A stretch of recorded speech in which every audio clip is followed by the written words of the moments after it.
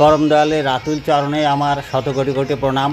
ইষ্টপ্রাণ দাদা এবং মায়েরা, আপনাদের আমার আনন্দিত জয়গুরু।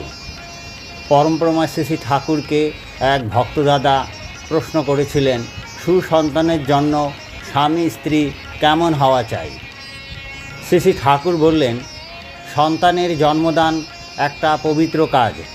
এর জন্য স্বামী স্ত্রী উভয়েরই সাধনা ও সংযম চাই, নইলে পশু মনোবৃত্তি সম্পন্ন সন্তান জন্মাবে। সুপ্রজনন হতে গেলে আবার চাই সুবিবাহ। সঙ্গতিশীল সমীচীন বিবাহ না হলে সুসন্তানের জন্ম সুদূর পরা হতো। আমাদের দেশে এই ফান্ডামেন্টাল মৌলিক দিকটির দিকে ঋষিরা খুবই নজর দিয়েছিলেন। তাই আমাদের দেশে সাধারণত বিভিন্ন ক্ষেত্রে উপযুক্ত মানুষের অভাব হতো না।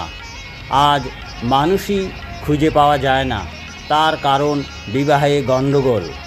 আর বিয়ে ঠিকমতো হলেও স্বামী স্ত্রীর তপস্যাপরায়ণতা ও বিহিত চলনের অভাবে প্রবৃত্তিপরায়ণ, শ্রদ্ধাহীন, রুগ্ন, দুর্বল, স্বার্থপর, সংকীর্ণমনা, ক্ষীণ মস্তিষ্ক, প্রতিভাহীন মানুষের আমদানি হচ্ছে বেশি করে।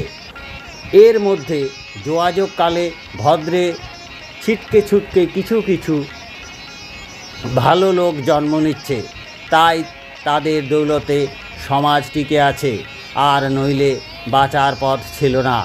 শ্রী ঠাকুর অনুকূলচন্দ্র আলোচনা প্রসঙ্গে 10ম খণ্ড, তারিখ 18/1/1949। পুষ্পমা শ্রী ঠাকুরকে প্রশ্ন করেছিলেন, আকবর হিন্দু মুসলমান মিলন করতে চেয়েছিলেন। শ্রী ঠাকুর, প্রতিলোম বৈবাহিক সূত্রে মিলনে কি কখনো ফল ভালো হয়?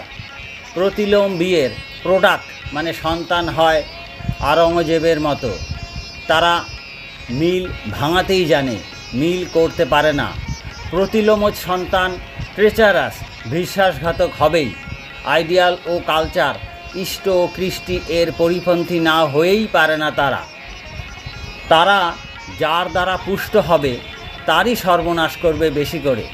একটি প্রতিলোম কুত্তা দেখতে হয়তো জায়েন্ট দৈত্য এর মত চেহারা, কিন্তু একখানা রুটির লোভের সেই বিট্রে বিশ্বাসঘাতকতা করবে।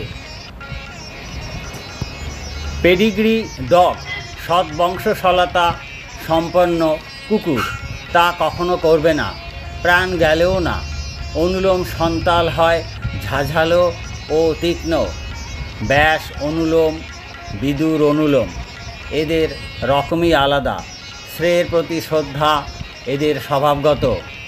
ইষ্ট কৃষ্টির ওপর কোনো অপঘাত আসলে এরা সর্বশক্তি দিয়ে রুখে দাঁড়ায়।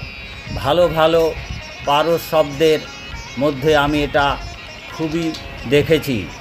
মহিষরাও অনুলোমজ সন্তান, এরাও খুব তুখোর ও বিশ্বস্ত। শুনেছি মোহনলাল ছিল মাহিষ্য সন্তান। কত লোকে সিরাজউদ্দৌলার সঙ্গে বিশ্বাসঘাতকতা করেছে। সম্পদে বিপদে সে কিন্তু তাকে ছাড়েনি, আজীবন ছায়ার মতো তাকে অনুসরণ করেছে। পূর্ণিয়ার নবাব সিরাজের বিরুদ্ধে বিদ্রোহ ঘোষণা করলে সে অগ্রণী হয়ে যুদ্ধযাত্রা করে নিজ বুদ্ধি ও পরাক্রম বলে তাকে দমন করেছে। পলাশির যুদ্ধেও সে কম বীরত্বের পরিচয় দেয়নি। আমার মনে হয় মির্জাফর বিশ্বাসঘাতকতা না করলে সে ইংরেজ সৈন্যদের পরাস্ত করে বিজয় গর্বে সিরাজের পাশে এসে দাঁড়াতে পারত। ভারতের ইতিহাস আজ অন্যরূপ ধারণ করত। পরমপ্রময় শ্রী ঠাকুর অনুকূলচন্দ্র আলোচনা প্রসঙ্গে 1200 খণ্ড, তারিখ ইংরাজি 9/7/1948। বন্দে পুরুষোত্তমম। জয় গুরু।